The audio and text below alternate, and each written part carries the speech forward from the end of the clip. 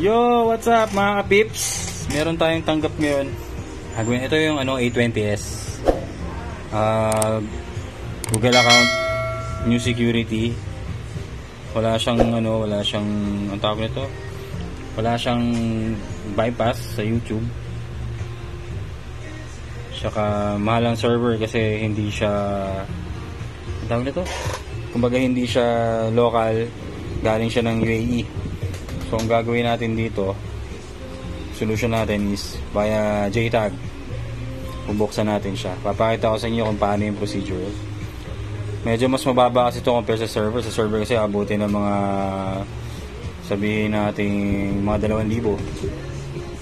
Diba? A20s yung model, so medyo pricey yun. Hindi ma-bypass kahit anong tool. So sa JTAG lang siya pwede, so kailangan bubuksan natin. So ayun, tara, gawin na natin to. Pakita ko sa inyo kung paano.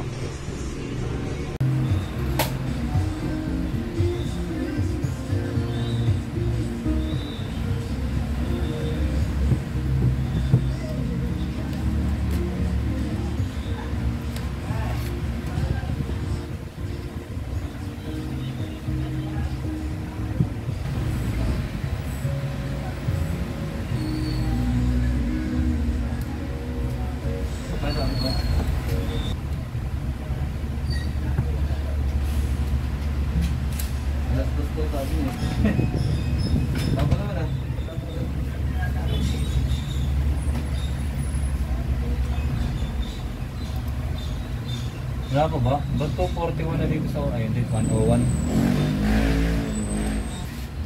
Hindi pwede ibang tao lang? Hindi pwede, wag ibang tao kasi pag nalaman yung nyo. Oo, yun, oo.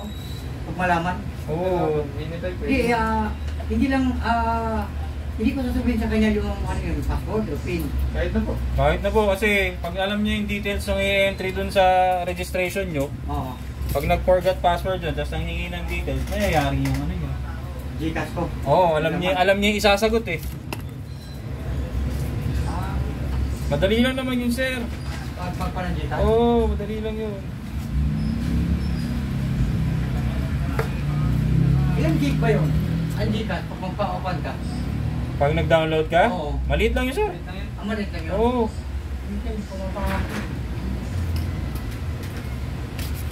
Ay? Sige lang.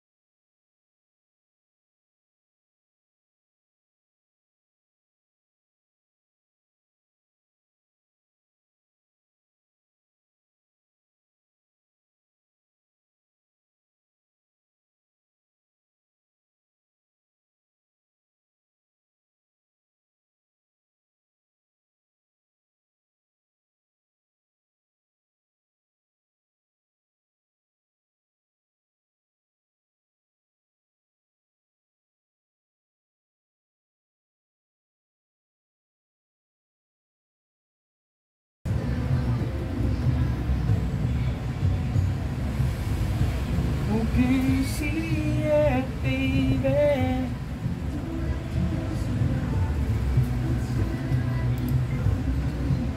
After natin mahinang, ito na. Ayan, yung JTAG box. Ganyan siya gagawin para ma-detect. Kailangan ng socket, then may wire siya pupunta sa PC. kumbaga direct sa storage ano niya yan, nakakonect. So tara, natin kung ma-detect. At nag-close na. Sige lang, masaway. Today my life is true. Testing. Ganito, hindi lahat ng repair shop meron ganito eh. Parang dito sa area namin, kami ang meron dito. Ewan ko lang sa iba, pero ang alam ko, sa amin lang. Ayan, binasa na. Binasa na siya. Ayan, pangkita. Ding.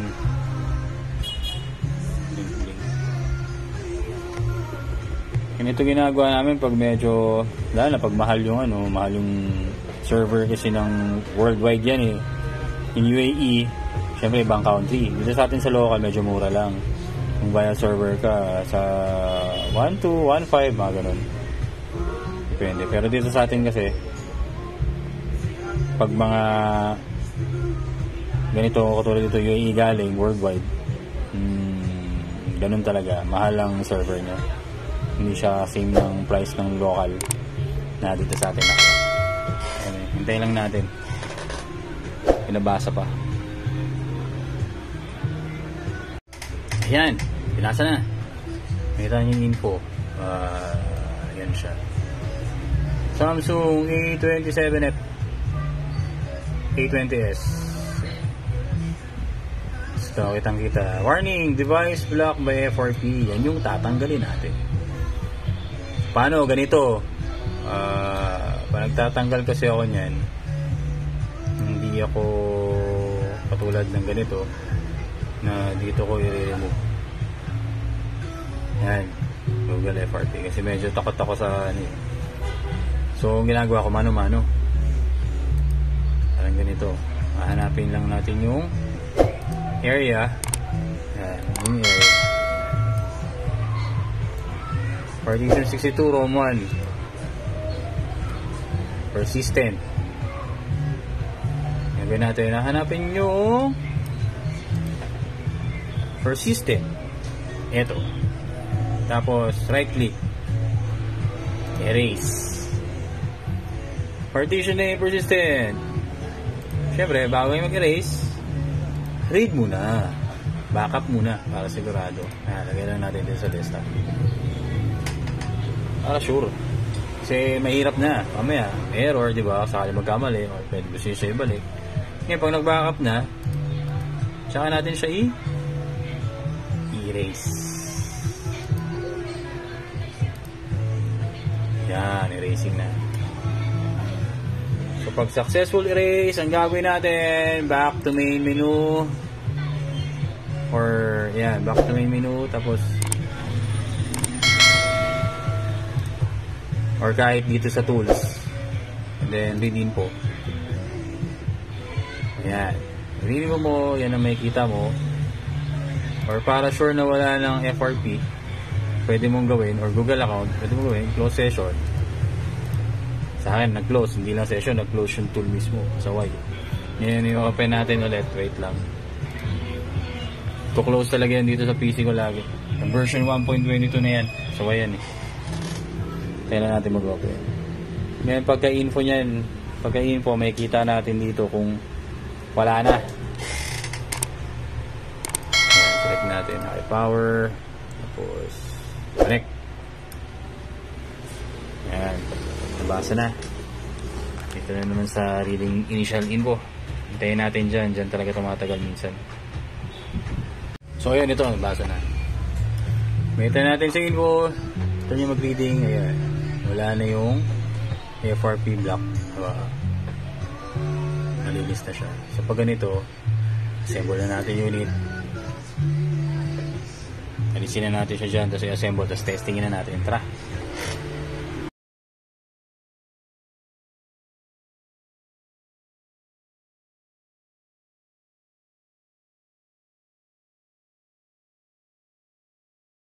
Oo, ito. Kasi natin. Sabi niya, hindi ito yung video. Video ko, hindi. Kasi pag hindi mapa, di ba? Kaya may wala ko. Google account. Mga gusto makikit na hindi ganun tayo budget. Pero, kung mga ganito, kasi namin na sa dahil natin yung ginagawa, yung ganun. Diba, may sapat, may naman pa. Dahil sa mga sensitivity ng mga activity, ang sensitivity yan. Yan, testingin natin.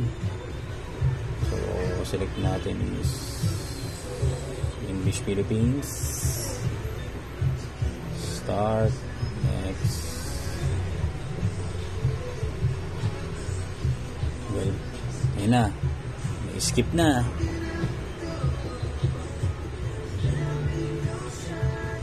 Don't copy.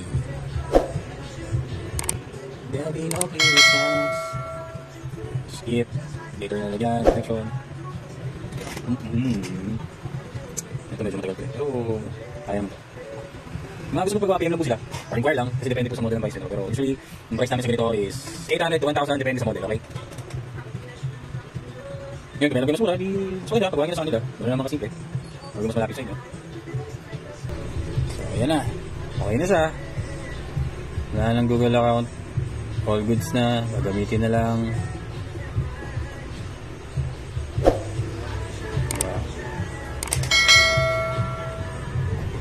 Pag server, hindi siya bubuksan. Pero yun nga lang, medyo mahal. Mas mahal pa sa 1,000 yun.